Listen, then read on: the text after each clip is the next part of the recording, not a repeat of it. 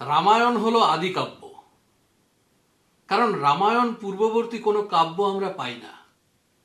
রামায়ণ পূর্ববর্তী যে সমস্ত সৃষ্টি, বেদ উপনিষদ, তাতে সাহিত্য প্রচুর, কিন্তু তা কাব্য নয়। কাব্য যা রচিত হয়েছে তা রামায়ণ পরবর্তী। সুতরাং রামায়ণ হলো আদি কাব্য, আর সেই আদি কাব্যের রচয়িতা তিনি হলেন আদিকবি, তিনি মহর্ষি বাল্মীকি। একটু অন্য প্রসঙ্গে আসি। উত্তর ভারতে এবং পশ্চিম ভারতে একটি সম্প্রদায়, যারা নিজেদের বাল্মীকির বংশধর বা বাল্মীকি যে গোষ্ঠীর ছিলেন, যে সম্প্রদায়ের ছিলেন, সেই সম্প্রদায়ের ব্যক্তি বলে নিজেদের দাবি করেন। অনেকে তাদের পদবি হিসেবে বাল্মীকি লেখেন, অন্যান্য কিছু পদবিও আছে। তারা আজকের এই ভারতবর্ষে, জাতপাতের ভারতবর্ষে, তারা হচ্ছে একেবারে অন্তেজ শ্রেণী। তারা মলমূত্র পরিষ্কারক, ঝাড়ুদার, মেথর সম্প্রদায়ের। বলার উদ্দেশ্য এই যে ভাগ্যিস সেদিন জাতপাত ছিল না। যদি থাকতো তাহলে আমরা মহর্ষি বাল্মীকিকে পেতাম না, আমরা রামায়ণ পেতাম না, আমরা দস্যু রত্নাকরে আটকে থাকতাম। দস্যু রত্নাকর থেকে মহর্ষি বাল্মীকিতে উত্তরণ, এসব কাহিনী আপনারা জানেন। মহর্ষি বাল্মীকি উপকথা অনুসারে প্রথম জীবনে দস্যু ছিলেন। হঠাৎ তার বোধোদয় হয় এবং তিনি তপস্যা শুরু করেন। তপ বলে, সেখান থেকে তিনি মহর্ষি হন এবং মহর্ষি হয়ে তিনি রচনা করেন প্রথম মহাকাব্য রামায়ণ। আমরা সেটিকে ফেলে দিইনি, বা সেই সমাজ বাল্মীকিকে অচ্যুত করেনি, তাই আমরা রামায়ণ পেয়েছি। তবে এই কথা বললাম ঠিকই, বলতে বলতে আমার মনে একটা দ্বিতীয় ভাবনাও এসেছে, প্রশ্ন এসেছে, নাকি জাতপাত সেদিনও ছিল? জাতপাত সেদিনও হয়তো ছিল, কারণ রামায়ণ পরবর্তী সমস্ত রচনা এবং রামায়ণ পূর্ববর্তী বেদ এবং উপনিষদের সংকলন যিনি করেছেন তার নাম ব্যাসদেব, মহর্ষি ব্যাসদেব। কিন্তু পণ্ডিতেরা বলেন কোনো একক ব্যক্তির পক্ষে এই কাজ করা সম্ভব নয়। অর্থাৎ ব্যাসদেব একা ছিলেন না, ব্যাসদেব অনেক ছিলেন। অর্থাৎ ব্যাসদেব ছিল একটি উপাধি। যারা মহাকাব্য রচনা করেছেন, যারা পুরাণাদি রচনা করেছেন, তারা প্রত্যেকে এক একটি ব্যাসদেব ছিলেন। সেই সমস্ত ব্যাসদেবের থেকে এক অন্য ধারে, অন্য পাশে যেন পড়ে আছে মহর্ষি বাল্মীকি তার রামায়ণ নিয়ে। মহর্ষি বাল্মীকি আদি কবি হয়েছেন, কিন্তু মহর্ষি বাল্মীকি ব্যাসদেব হতে পারেননি। কারণটা কি সেই জাতপাত? এই প্রশ্নের উত্তর আমার জানা নেই, আমার দর্শক বন্ধুর কাছেই ছেড়ে দিলাম। চলুন এগিয়ে যাই। আজকের আলোচনার বিষয় সেই আদি কবির মুখনিসৃত প্রথম শ্লোক। মহর্ষি বাল্মীকির আশ্রম ছিল অযোধ্যা শহরের, আজকের অযোধ্যা শহর সেদিনও অযোধ্যায় ছিল, তার পাশে বয়ে যেত তমসা নদী। সেই তমসা নদীর কিনারায় সেখানে ছিল বাল্মীকির আশ্রম। একদিন সকালবেলা মেঘমুক্ত আকাশ, বাল্মীকি তার শিষ্যদের নিয়ে নদীর তীরের দিকে হেঁটে হেঁটে যাচ্ছিলেন। প্রকৃতির রূপে তিনি মুগ্ধ হয়েছিলেন। দেখলেন টলটলে স্বচ্ছ তমসার জল, তিনি বলে উঠলেন, দেখো কত স্বচ্ছ এই জল, ঠিক যেন সৎ মানুষের হৃদয়ের মতো। নদী তীরে পদচারণা করছেন, প্রকৃতির রূপ দেখছেন, পাখির কলকাকলিতে মুগ্ধ হয়েছেন এবং নদীর পার্শ্ববর্তী জঙ্গলে তিনি লক্ষ্য করলেন একজোড়া ক্রঞ্চ পাখি। এই ক্রঞ্চ যুগল তারা পরস্পরের প্রতি মিথুনরত। ভারী সুন্দর দৃশ্য, ভারী মনোরম সেই দৃশ্য। মহর্ষি বাল্মীকি প্রকৃতিকে সেদিন উপভোগ করতে লাগলেন ভারী আনন্দে। কিন্তু হঠাৎ হঠাৎ ঘটল ছন্দপতন। একটি তীর এসে বিঁধল সেই পুরুষ ক্রঞ্চ পাখিটির গায়ে। সঙ্গে সঙ্গে রক্তাক্ত অবস্থায় লুটিয়ে পড়ল, মূর্ছিত হয়ে গেল পাখিটি এবং পাখিটি ওখানে মৃত্যুবরণ করল।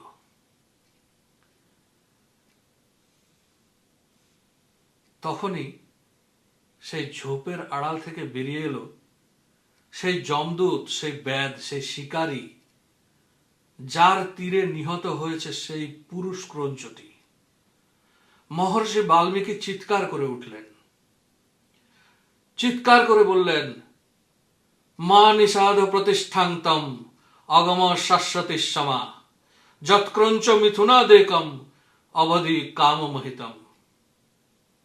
হে ব্যাধ, তুমি শাশ্বত কালেও প্রতিষ্ঠা পাবে না। তুমি হত্যা করেছ প্রেমে মগ্ন ক্রঞ্চ যুগলের একটি পাখিকে। কিন্তু তখনই আবার মহর্ষি বাল্মীকির ভাবাবেগের পরিবর্তন। এ তার মুখ দিয়ে কি বেরুলো? এ তো ছন্দ, এ তো অনুষ্টুপ ছন্দ, এ তো শ্লোক। তার মুখ দিয়ে তো এরকম কোনোদিন শ্লোক বেরোয়নি।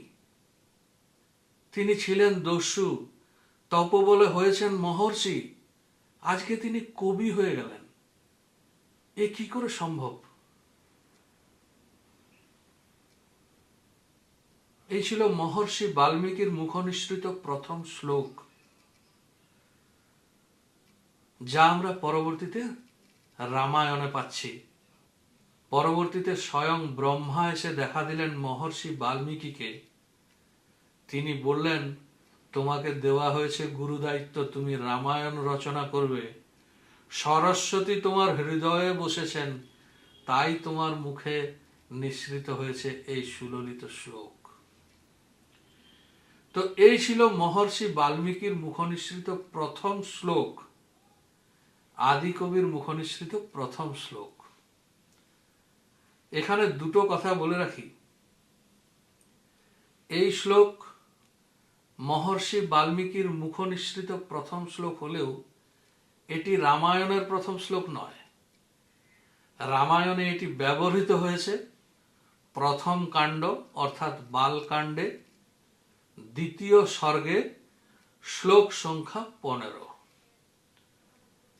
দ্বিতীয় আরেকটি কথা বলে রাখি, অনেকেই হয়তো এইখানে প্রশ্ন করতে পারেন, ক্রঞ্চ কোন পাখি? অনেকে জানেন, অনেকে জানেন না, অনেকে দ্বিধাগ্রস্ত আছেন বা ভুল জানেন।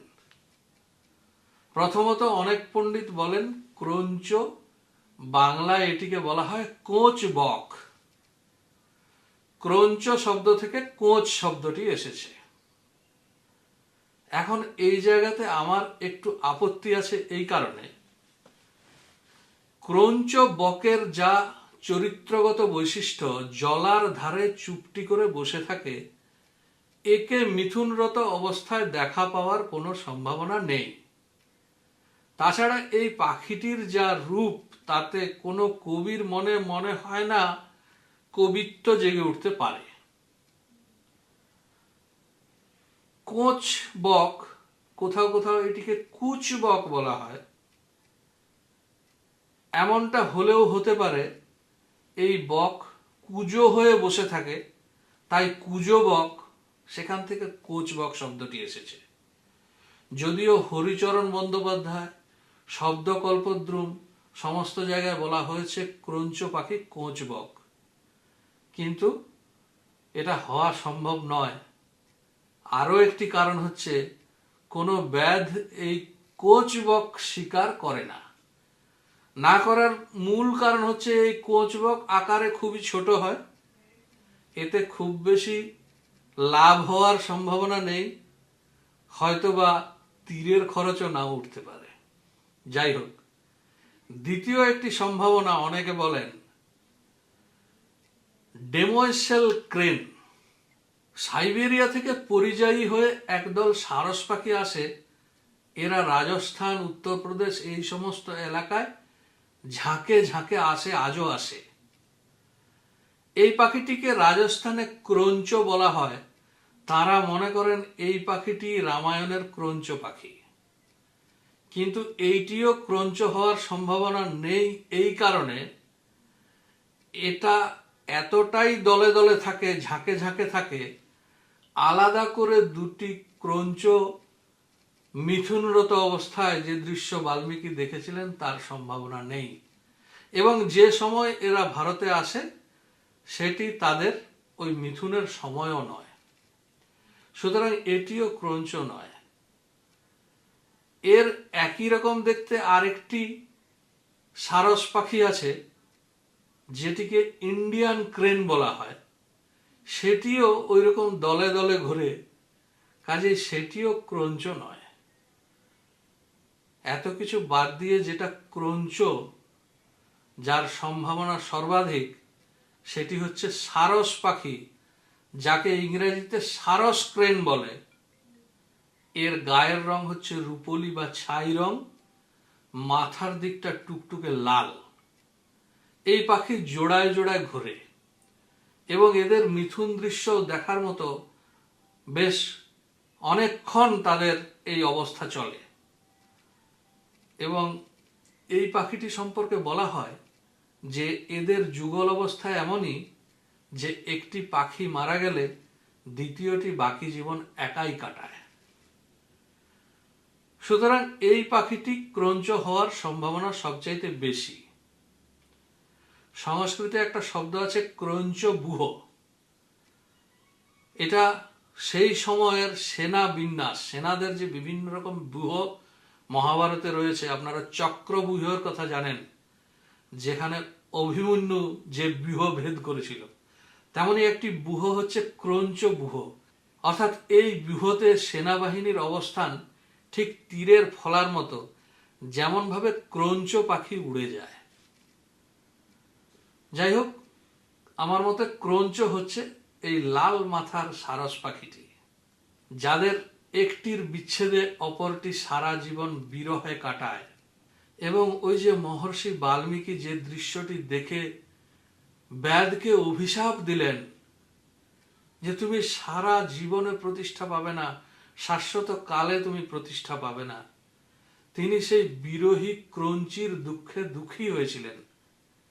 এবং আমরা পরবর্তীতে দেখতে পাই রামায়ণে মাতা সীতার যে বিরহ বেদনা, তারই যেন প্রতিচ্ছবি সেই বাল্মীকির সেই শ্লোক, মা নিষাদ প্রতিষ্ঠান্তম আগম শাশ্বতী সমা যৎক্রঞ্চ মিথুনাদেকম অবধি কামমহিতম। ভালো থাকবেন, নমস্কার।